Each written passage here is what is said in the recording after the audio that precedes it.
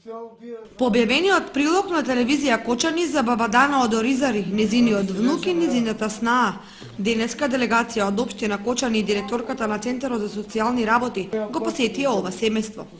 Семејството Костадинови веќе 5 година живее во мизерни услови, без струја, вода и без никаква дополнителна помош. Лош, много мизерно живее. Струјни фали. И мајка ми е болна, она удар добива сестра опчиња. Пари не и там дават по 1000 динари, 1500 и толку и дават анџел за опчиња. Тоа живееме. Децата ми доваѓаат, умеат се нешто ми децата доаѓаат и на ни по 500 динари, некојаш по 200 динари даваме на децата тојдат си. А големи си децата, едното е 7, едното е 6 години. Јас се со опчиња не способен да работам, не може да работам. Бабадана има 85 години, со скршена нога и со други болести се бори со животот. Таа ни солзи кажа колку е тешко да се живее во вакви услови. Прве 2 години, 3. Те сум те така. Помочува се. Доаѓа ми оне тради, па чедо. Додека треба беше оне, че сега не може, те нога ме скапана ми.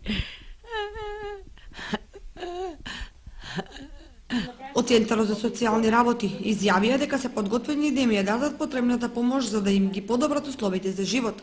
И од општина Кочани се подготвени да им помогнат барем за основните работи кои им се потребни. Сакавме да ги видиме условите во кои што живеат и да донесеме нешто пакети, значи донесовме пакети од прехранбени производи и средства за хигиена. Условите се навистина многу тешки, ете, нема струја, вода, основни работи.